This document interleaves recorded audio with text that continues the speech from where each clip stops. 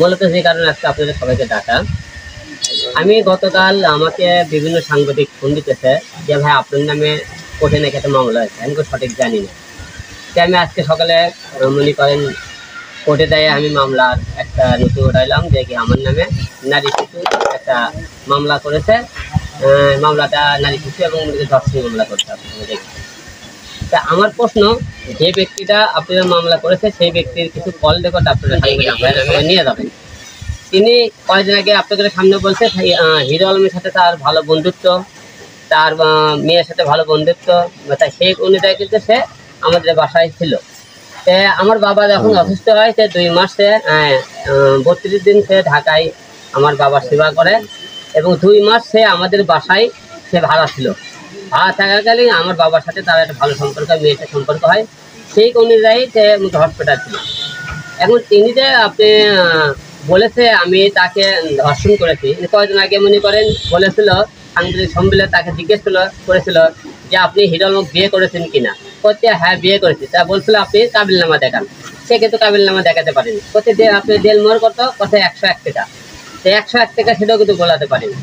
এখন যে ব্যক্তি একের পর যে গুজবগুলো ছড়াইতেছে, আর এই গুজব ছড়ানোর পিছনে 1 নম্বর মূল হাতি হলো রিয়ামণি। রিয়ামণি বলতেছে আর আমাকে ফোন করে বলে তুই আমাকে বাদ দিয়ে 10টা বিটি ছেলে নাচ গান করবো, তোর ব্যবস্থা করতেছি, তোর 14 টাকা ভরে রাখবি। রিয়ামণি কিন্তু রিয়ামণি আমাকে মনে কি তার কাছে আটকানোর মতো কোনো যখন তথ্য প্রমাণ তার কাছে নাই, কারণ তাকে তখন ডিভোর্স হয়েছে, আমাকে আটকাতে পারতেছে না। আর এবার ডিভোর্স তার নিজের ভুলের কারণে সে ডিভোর্স হয়েছে, এই কারণে সে যে আমার বিরুদ্ধে মামলা করবে তাও করতে পারছে না। তার যে মনে করেন কাগজ সেটা আমি তাকে বুঝিয়ে দিচ্ছি। এখন মাঝখানে সে এই মেয়েকে খেলতেছে, এই মেয়ে একবার বলতেছে মেয়ের নাম হল বিচ্ছিল, আপনারা সবাই জানেন। এই মেয়েটা একদিন পর পরই সে লাইভ এসে কান্না কেটে করে ইয়ে করতেছে, রিয়ামণি আর ওই 2 সাংবাদিক সম্মেলন করতেছে, সে অনেক কিছু বলতেছে দেখতেছে। এখন প্রশ্ন হলো যে আমার মেয়ের বয়স হলো 13 বছর, 13 বছর আমার মেয়ের বয়স। সে আমার মেয়ে তো 13 বছর বয়স, সে তার বলতেছে তাই নাকি প্রেগনেন্ট ছিল। প্রেগনেন্ট ছিল কত মাসে, সাংবাদিক জিজ্ঞেস করছে 1.5 মাসে। কোথায় 1.5 মাসে আপনি প্রেগনেন্ট থাকেন, যে আপনি যে বাচ্চারা নষ্ট করলেন, আলম কি জানে, কয় না।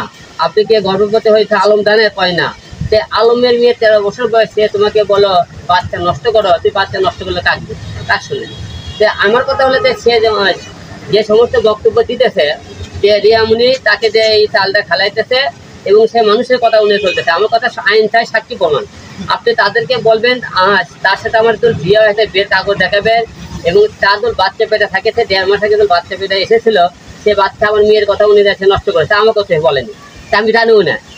তার সাথে যে আমার শারীরিক কোনো সম্পর্ক থাকে সেই প্রমাণে আপনাকে দেখায়, কারণ ওই মেয়ে সম্পূর্ণ আপনাদের আমাকে হ্যারাসমেন্ট করার জন্য রিয়ামণি এই খেলা খেলতেছে।